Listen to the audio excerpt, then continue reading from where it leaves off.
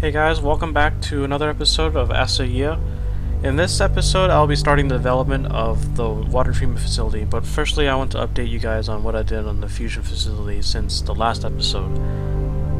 After thinking for a while, I did not like the offset of the volcano-like enclosure of the power plant on the far left side, if you guys remember. So I decided to make it more streamlined by placing the fusion power plant in between all the reactors in the middle. Also, that I noticed several people did not like the numbers I placed on the reactors, which I shouldn't call reactors now, but rather fuel cells of deuterium and tritium. So I decided to redraw the numbers using the pedestrian paths, the dirt pedestrian paths, and using Chinese numerals. So far I like it a lot better, and I want to add these numbers just for a degree of realism of designating the cells. These fuel cells will channel their particles into the main reactor chamber, which I replaced the City Skylines fusion power plant with the custom SimCity 3000 fusion power plant from the workshop. I think in this case the reactor chamber could be a laser fusion engine. I'm not an expert on fusion power, nuclear fusion, but I do know some of the basics of how it works. I think the traditional fusion reactors, which we still use now today because they are effective, are the tokamak reactors, which are a donut-shaped chamber that spins particles around until it creates plasma. But I think what might just be as effective in the future is the new laser fusion engine, in which particles rest in a spherical chamber and are ignited by a high-energy laser that will create plasma and fuse the deuterium and the tritium nuclei to create helium. In order to prevent the chambers from melting due to extreme temperatures, the plasma must be contained by a very strong magnetic field. The volcano-like enclosure adds to the huge magnetic belt that sits around the chamber. On each side, I placed the Spectra superconductors, another custom asset from the workshop. I chose these to act as the magnetic units accelerating the magnetic field. Beside them are custom incinerator assets that I use as cooling towers. Fusion power plants don't necessarily require massive cooling towers like the fission counterparts, because fusion is a lot easier to control than fission power plants. I also did the same thing in the back, and the large white boxes are actually landfill assets, but I just placed them there to add to the picture of the plant's complexity. I read a comment from the last video of questioning why would I place the power plant underground, which could possibly shield an explosion and cause a massive earthquake. Well, from what I read, designs for fusion power plants are extremely a lot safer than fission power plants, which is, our traditional nuclear power plants, because the temperature of the plasma can always be controlled and contained by the magnets in the fusion power plants, whereas fission power plants, the radioactive material is always decaying and generating intense heat inside the fuel rods, and that must be constantly maintained by the cooling pod and control rods. Chernobyl was destroyed by a faulty reactor and operated by unskilled personnel, thus causing a meltdown and building up steam inside the reactor, which ruptured the plant into a fiery storm. So fusion should generally be safer since the chain reaction can be stopped immediately by magnets and no risk of it always decaying and causing a meltdown, since deuterium and tritium, which are both different isotopes of hydrogen, are not unstable heavy metals. Well, that's enough of the fusion power plant. I just want to give a major update in the design that I did offline, and I hope you guys like the changes. But now let's get down to business and what this episode is all about, and that is the water treatment facility. So in the future setting, with a eco theme in mind, like the fusion power plant, I tried to think of ways of how a water treatment facility would operate in the future.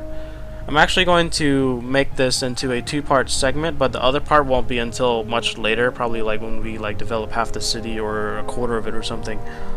This first part will be for the main wastewater produced by the city, and the second part will be for heavier things like sludge from industry and things like that.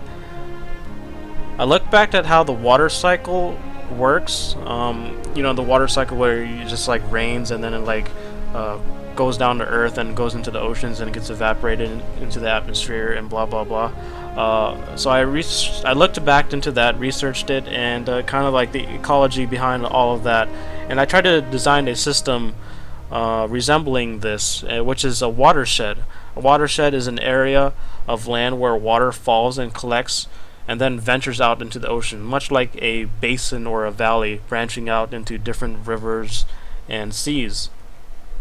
In this cycle, water is typically filtered through the different sedimentary obstacles through the mountains and rivers, etc. I tried to use the same natural system by first setting up the filtration pools that are purified by the spectra purifiers, which are another custom asset, and make believe that it's processed by algae or bacteria breaking down the materials in the water. The water is then released into the small collection pool and then is pushed down by gravity into the marshes and then meandering rivers and then into a floodplain. From there it exits out into the sea. And so here I want to show you the construction process of what I've went through in making this design.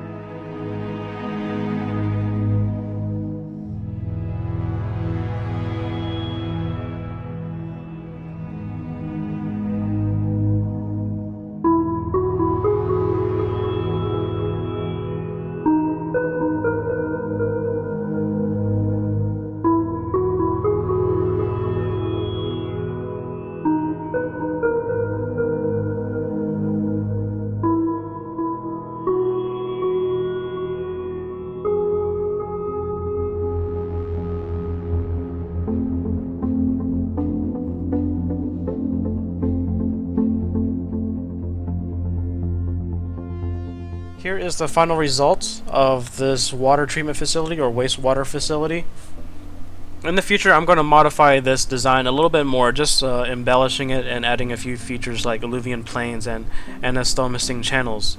But so far, I like the development and the direction of where things are going. I spent a lot of time just messing with the terraforming tool of creating realistic land features such as the buildup of sedimentary soil you can see in the mouth of the river caused by the man-made watershed, eventually forming a delta.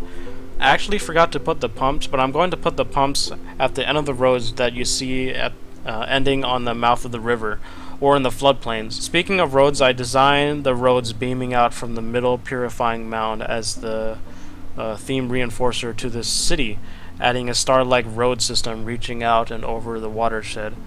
I like to think of it as a beautiful combination of geometry and organic shapes from the watershed.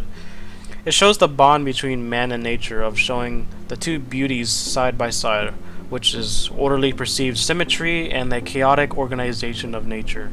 Here you can see a road stretching onto this tall mound of dirt on a stretch on the pretty much on the edge of the island here, and that section right there is actually on the outside of the city boundaries. And I made this to kind of like in this type of setting, you know, we're on an island with potentially rising sea levels or possible tsunamis from earthquakes or things like that. And I made kind of like a natural type of seawall here, not using any kind of concrete or seawall assets, but just basically rising the land up high enough so that way it could potentially deflect or like absorb most of the impact from like a tsunami or something. I've stretched the roads upward to the other island, and I'll save that island for the sludge treatment plant, which won't necessarily be a watershed too, because it's dealing with more heavier materials like from industry and stuff like that. What I really like about this design is that rather than how you see like in modern water treatment facilities, you kind of see just numerous of circular pools and drums of just sludge and water being treated. But I decided to take a natural approach to this, and it kind of really balances the environment here, especially when you have the nuclear fusion power plant up north. You can kind of see the geometrical shapes that it takes on, like with the angles of the roads going in straight lines crisscrossing. And you know, we have the same thing with the star-like roundabout in the center here. But with the islands and the meandering rivers, in conjunction with the tanks and the filtration ponds and stuff like that, it really kind of balances with the north being all geometrical, right where that river kind of cuts through between those two islands and the main landmass on the top here. And then you have the south being more organic in shape, and then we have over to the west side we have this kind of like a bay, well not necessarily a bay, I guess you could say a lake, that is very circular, and I'm really kind of like stretching that out, building some sandbars underneath that might rise up and things like that. And that's all for this episode. I'm glad to hear you guys like the development of this new city so far, and I've been investing a lot of time lately into researching, brainstorming, and experimenting with designs and building techniques of how I can execute the vision properly before I introduce you in these episodes of these ideas.